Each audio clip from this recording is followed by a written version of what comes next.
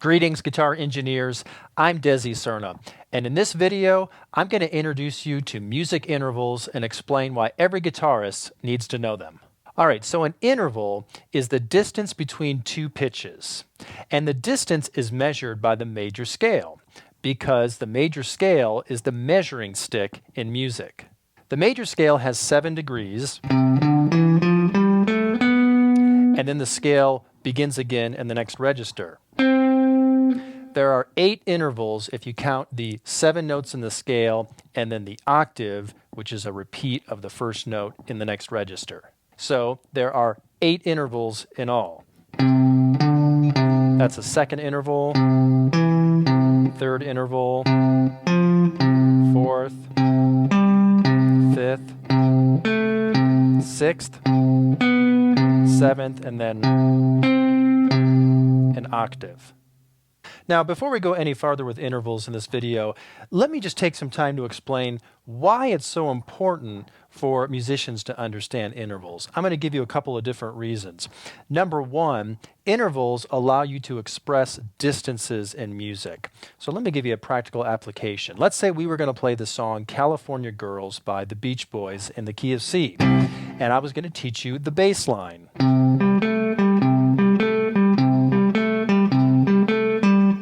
Well, I could explain it to you in a couple different ways. I could tell you that I'm using the notes C, G, and A, and if you knew where those notes were located on the fretboard, you could play it. But maybe you don't know where those notes are on the fretboard. So I could say, all right, play string 6, fret 8, string 5, fret 10, and string 4, fret 7.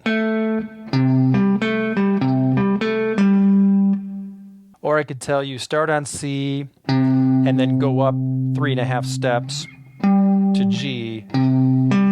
I could explain it that way. But another way that I could explain it, I could just tell you to simply play a root, a fifth, and a sixth interval. And if you were familiar with those interval shapes on the fretboard, then you could easily learn this part. So intervals makes it easier for musicians to describe distances between pitches. The second reason why musicians learn intervals is to understand chord construction and understand what all those little numbers mean next to chord names. So for example, basic chords are built from the first, third, and fifth notes in a scale. That's called a triad and uses 1, 3, and 5. If you want to make a suspended chord, you would replace the third with the fourth. Or I could say, let's play 1, 3, 5, 7. Let's add a 7th interval on top. That makes a major 7. Or I might tell you to just play a root and 5th. That's a power chord. Or maybe I tell you to play a root and 3rd. So when you understand intervals, you can understand chord construction. Another reason why musicians learn intervals is to chart chord movement and chord progression. So for example, you hear musicians say things like a 1, 4, 5 chord progression or a 1, 5, 6, 4. Well, that all refers to degrees in the scale. And knowing how chords move by these intervals helps you understand music composition, and it helps you organize information. So for example, think about the song Twist and Shout by the Beatles. It's in the key of D.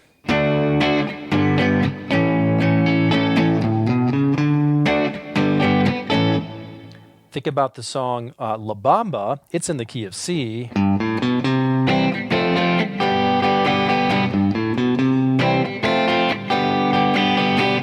And think about the song Wild Thing. It's in the key of A.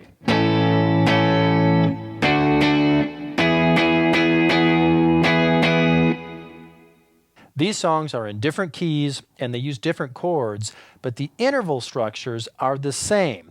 They all start on a tonic pitch, and then they go up a fourth and a fifth.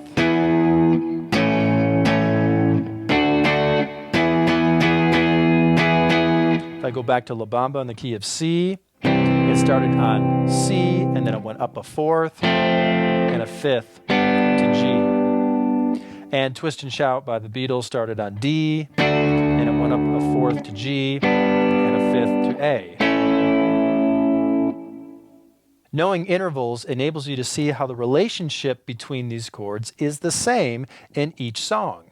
If you've ever wondered how some musicians can play by ear so well, it's due in part to them picking up on these common patterns. When it comes to playing by ear, knowing where to look is half the battle. One more reason why musicians learn intervals, there are actually many reasons to learn intervals, but one more reason that I'm going to give you in this video is to play what's called harmonic intervals, like, for example, playing in thirds. Let me play the G major scale in the key of G. Now I'm going to play G and its third B, and I'm going to climb up the scale in thirds.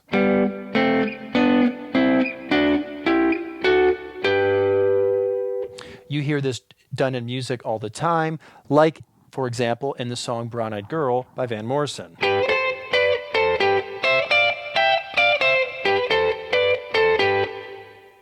That famous guitar introduction plays a portion of the G major scale in thirds and a portion of the C major scale in thirds. So long story short, you want to learn intervals because they will help you understand how music works, they will help you communicate with other musicians, and they will help you navigate the fretboard better. So let's go back to the key of C and review the scale, and I'll show you some exercises you can do to learn your intervals. All right, so back to the key of C. I'm going to play a major scale. So the distance between the first note and the second note is the interval known as a second. It's a whole step apart. The distance between the first and third note is a third, and it's 2 whole steps apart. You can see that better if you play it like this.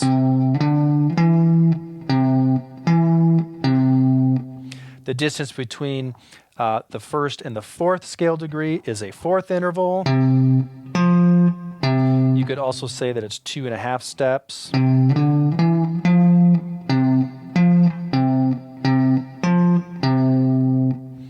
The distance between the first note in the scale and the fifth note in the scale is a fifth interval. You could say that it's 3.5 steps. 1, 2, 3.5.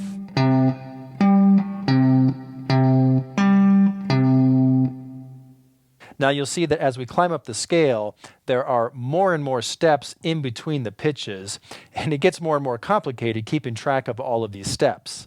So it would be much easier to just express the distances as intervals. For example, instead of saying that C to G or is 3.5 steps, it'd be much easier to just say it's a fifth, and then for you to memorize what that leap looks like on the fretboard.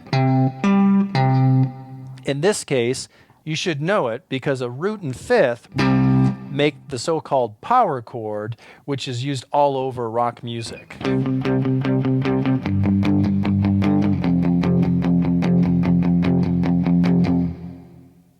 All right, let's continue with the intervals in the scale. We left off with the root and fifth. Next, we have a root and sixth, or you could also do it like this. You might think about this interval because it's used a lot in blues-based songs that use this particular rhythm. That's a root and fifth and a root and sixth. I could tell you that a root and sixth is 4.5 steps apart, but it's just much easier to just think of it as its own unit of measure, a sixth. Or the next note in the scale is the seventh. It's just 1 note shy of an octave. So that's what a seventh interval looks like. And then finally we can finish this. The scale would return to the tonic pitch C, and that interval is called an octave. Same note, twice the frequency in the next register. And a good exercise that you can practice to help you learn the sound of these intervals, but also memorize their shape on the fretboard, is to simply play the first note in the scale and then go to the interval and come back like this. So you would play 1, 2, 1. Or you could do it down here. 1, 2, 1. You can even play them together. That's a second interval. Next, 1, 3, 1. That's the third interval. You could also do that like this. 1, 3, 1. Next you have 1, 4, 1. That's the sound of a fourth interval. Next you have 1, 5, 1. You should know that really well. That's the sound of a fifth interval. It's a power chord. Next you have 1, 6, 1. You could also do it like this. 1, 6, 1. And then finally 1, 7, 1. Well, actually we have one more. 1, 8, 1 or 1, 1, 1. You can think of it either way, and that's an octave. All right, so that's how you can learn and practice interval shapes, but you might be thinking, well, what about flat intervals or minor intervals? Maybe you hear about those. So what are they? Let me explain. I'm going to go back to C, but instead of C major, I'm going to play C minor, and I'm going to play the C minor scale. This would be relative to the E flat major scale, starting on the 6th degree C. You can also call it C Aeolian mode or C natural minor, but you can just say C minor and that implies the natural minor. So the minor scale is structured differently than the major scale. So let's go through and look at its structure, and let's keep in mind that even though we're playing the C minor scale, it is the major scale that is the measuring stick in music. So intervals are always thought of in terms of the major scale. So check this out. Here's your first note, C. Here's your second note, D. Nothing new there. That's a second interval, just like what occurred in the C major scale. But here's your third note in the C major scale. It's an E flat, and it's one note lower than what occurred in the C major scale. C major scale had an E natural, but the C minor scale has E flat. So that's called a flat third. You could also call it a minor third. So we've got our root or tonic pitch or one, whatever you want to call it. Second interval, flat third or minor third interval. Let's keep going up the scale. Next you have F. That's a fourth, just like in the C major scale. G is next. It's a fifth, just like in the C major scale. But the next note is A flat, and that is one note lower than the A natural that occurred in the C major scale. There's the sixth in the C major scale, but in the C minor scale, you have an A flat. That's called a flat sixth interval, or you could call it a minor sixth interval. So we have 1, 2, flat 3, 4, 5, flat 6, and if I continue in the minor scale, the next note is B flat. It is one note lower than the B natural that occurred in the C major scale. So the B flat note is a flat seventh interval. You could also call it a minor seventh interval. So the structure or the formula of the C minor scale, in music theory we would use the term formula, is 1, 2, flat 3, 4, 5, flat 6, flat 7, and then there's 1 again, your octave. So you could take some time and review the intervals in the minor scale, and you could get used to those flat intervals. And that minor third could be played like this. Then you have the fourth, nothing new there, fifth, nothing new there, but sixth is different.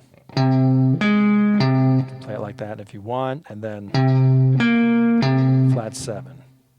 And I also think it's a good idea to practice the intervals and let them ring together so that your ear can get used to the sound of the harmony, like this. 1, 2.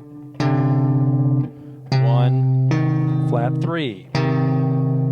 1, 4. 1, 5. 1, flat 6. 1, flat 7. And then the octave. So that's the formula for the minor scale, and you see what to do with intervals that are different from what occurs in the major scale. The major scale is the measuring stick for music.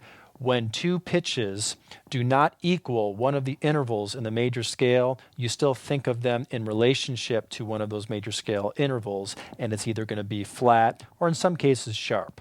So let's take a look at the formulas for some other popular guitar scales, namely the major pentatonic and the minor pentatonic. I'll start with the C major pentatonic. This is relative to A minor, so you might think A minor pentatonic, but we're starting here on C. That's the C major pentatonic. You could also play it like that. Think My Girl by the Temptations. Okay, so I'll play it here.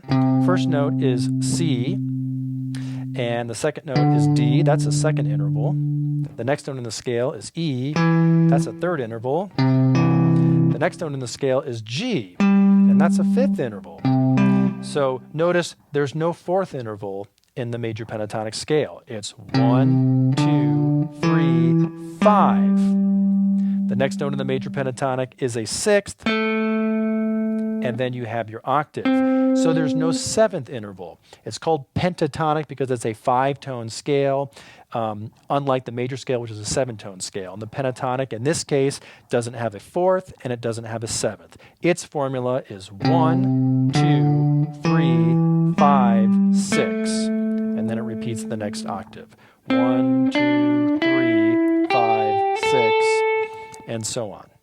What about the C major pentatonic blues scale?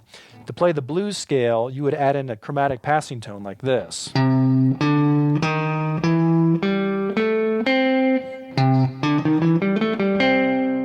Let's take a look at its formula. This is 1, this is a second, this is a third, but we have a note in between, so you could call it either a sharp second or a flat third.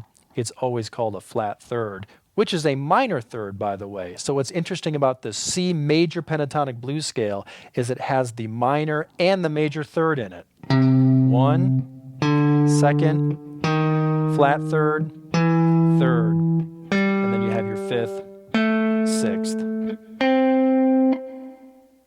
Now let's take a look at the formula for the C minor pentatonic scale.